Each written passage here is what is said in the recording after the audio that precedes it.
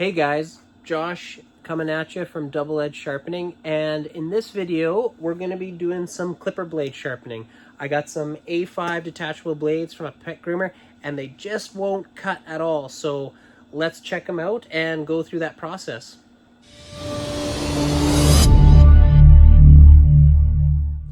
Alright, so here I've got a size 30 buttercut detachable blade. And what I'm going to do is I'm going to put it on my Andis clipper here. And we're going to test it on some faux fur here to see if it'll actually cut. So we'll put it on here, start it up, get her going, and let's see if we can see what I've got here. So when I actually put it through the fur, it's actually loading up and won't even go through. And even if I do it at the top, it's cutting a little bit, but it should really be going through this whole thing and shaving it down to nothing. So these definitely need sharpening, but we're also going to check a few other things that need to be done, because it's not just sharpening that's important. This is a whole system, and especially these detachable blades have a spring and a socket and the cutter and the comb. So these are kind of all work together. There's also other parts of the machine, the system in the clipper, like the blade drive, but this is a brand new clipper, so the blade drive and stuff should be good. I only use it for practicing. So let's go take a look at some of the other things that we want to do before we actually get it up to sharpening to make sure it'll actually cut through this. Okay, one thing we want to check first, before we even take it apart, we're going to have to take this all apart. We want to check the spring tension. This part here is the spring, and it actually holds down the cutter. So I've got this little tool here, and it actually tells, there's a gauge on here that has basically pounds per, how much pounds of pressure there is, 2.5, 2 3/4, 3 1/4, and 2. And you've got little colors here, and basically you want it to be in that green area, you know, plus or minus, to show that it's the right tension, because if that tension is not correct, you also want to make sure how you're holding it when you do that is important. You want to hold, if you're going to hold it, you want to make sure you're holding it by the socket, not on the actual springs itself. And so, I mean, I'm going to hold it here, so hopefully you see it, but I'd also, typically I like to lay it down and either hold it here or put it up against something. But just for the video's sake, we'll see what this one's like. So, as I push, I push. Oh, and there it slid. And can you see where it slid in? In the green. It's in the green. It's just about, but you know what? Once we sharpen this and oil it up, it's probably going to be a little bit loose. And if it's a loose blade, it's not going to cut. So put it back in here, try that again. So it's actually not bad tension right now, but we're also going to oil this up. So when we take it apart, we might actually tighten them up. So let's take it apart here. I've got my screwdriver here. Take these 2 screws out. And I've got what I use, and what a lot of sharpeners use, is cake muffin pans here. And that way what I can do is I can actually keep things organized. And I've actually got them labeled too. 1, 2. So what I'll do is I'm actually going to put the parts in one, and then put the cutter and the blade, or sorry, the cutter and the comb in. I've got a second one, see? Second one with the same numbers in it. So I can put the parts in one and put the cutter and comb in here while I sharpen it, and that way I don't get them mixed up as I have multiple ones for the client. So, took the screw apart, the screws off, and what you can see is you've got the comb, you've got the cutter, and then you've got, and I'll put these, I'll put this over here, put those parts in, and you've got the socket and the spring. The socket actually comes out, and there's actually a plastic guide in here as well, if those ever need replacing. And so what we do is we inspect this, we clean it, see how they're doing. These look pretty good, but we're going to tighten this a bit, because once we actually go and sharpen this up, it's probably going to be a little loose. So what we do is I use this tool here, and what I can do is put it on the spring, and when I pinch it, I'm actually pinching at the tips here. I'm not pinching the actual inside of that, and I can just give it a little bit of a squeeze and add a little tension to that. And do it on the other side too. Little squeeze, and that'll give me a little bit more tension on the actual spring when we slide the cutter. So we'll do that now. Then what we'll do is we'll kind of clean up this a bit. We'll brush it off. Actually, what we'll do is let me grab some alcohol here just to clean it up a bit. And I need a towel. So I've already preloaded my disc, the plate for sharpening. And what I'm gonna, I've put 240 grit on there, and it's all ready to go. So what we'll do is we'll put these blades on the machine and get you to see that. And I'll show you just quickly how it goes on the plate there, but then I won't show you the whole process as it's a little bit boring, but we'll see. Here we go. Okay, so I've got my comb loaded on the arm and my cutter loaded on the arm, and I've actually taken the cover off so you can see a little bit better how it's going to work on the plate.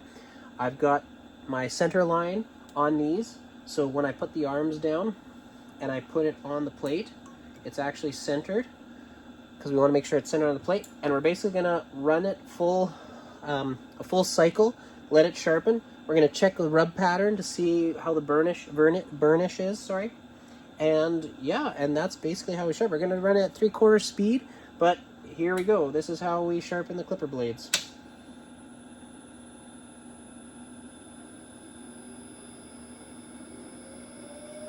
Getting up, I'm going to do 3/4 speed here. Then we drop it down. We're looking to see we've got a good spark pattern. Here, I'll lift it up so you can see.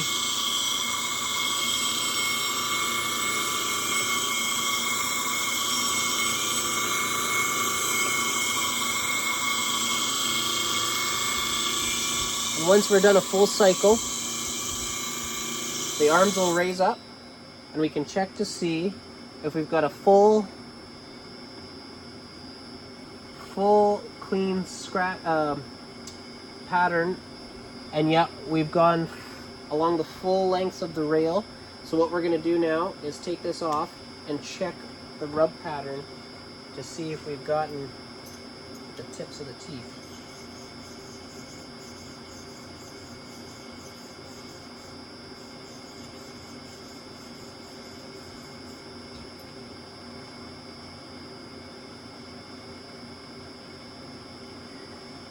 And I can see, it's difficult to see probably in the camera, and I'll do it again here. But do you see that discoloration, the burnish on the tips of the teeth? It's hard to see on the camera and the light, but basically what I'm looking for is the rub pattern along the tips of all the teeth. And sometimes it's a little bit crescent, but mostly straight across. And I'm seeing that now. But again, sometimes it's hard to pick up on the camera. It depends on the light.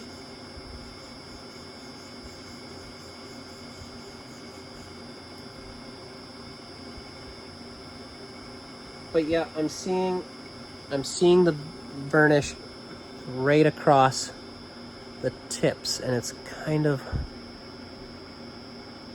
a discoloration. There, do you see that black? It looks kind of black on the tips, but actually that's a rub pattern all the way across. So we've got that there. We're going to check the cutter. Sometimes you might need a cycle or two just to get sharpness too, because if you don't remove enough metal, you're actually not.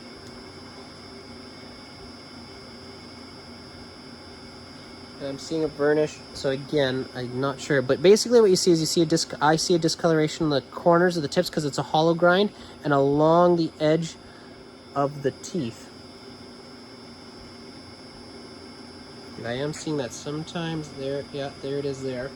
Sometimes you just need to, it'll show up again when you rub it again.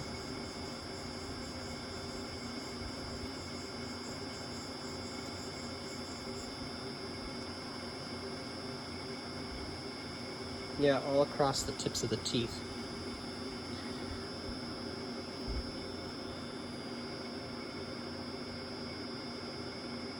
There's a discoloration.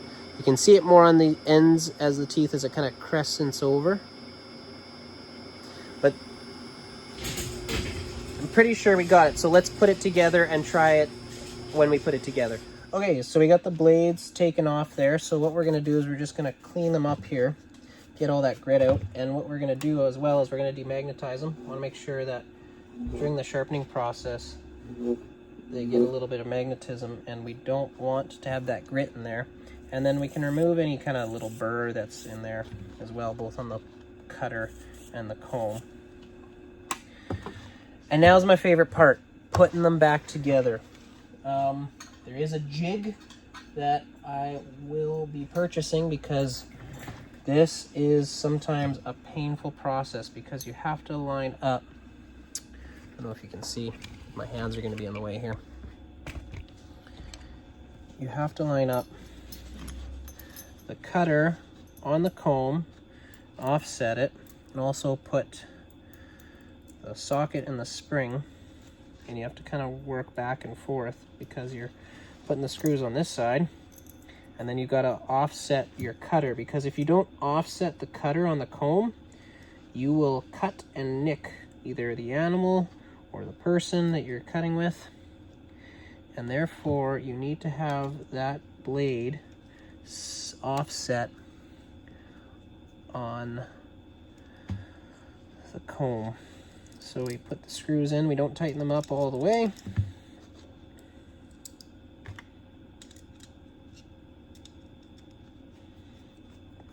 Just get them snug. And then what we're gonna do is I gotta look, and basically that's pretty good there. I need the teeth offset. Can you see there? There, the cutter is offset from the teeth. Now what I gotta do is not move that. So we're just gonna tighten a little bit at a time and squeeze it a little bit at a time.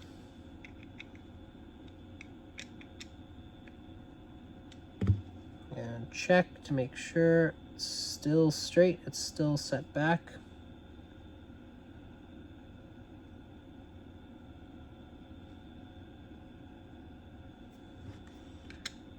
And tighten it up. Tighten it up. I'm just checking the set. Okay, so now that's on there.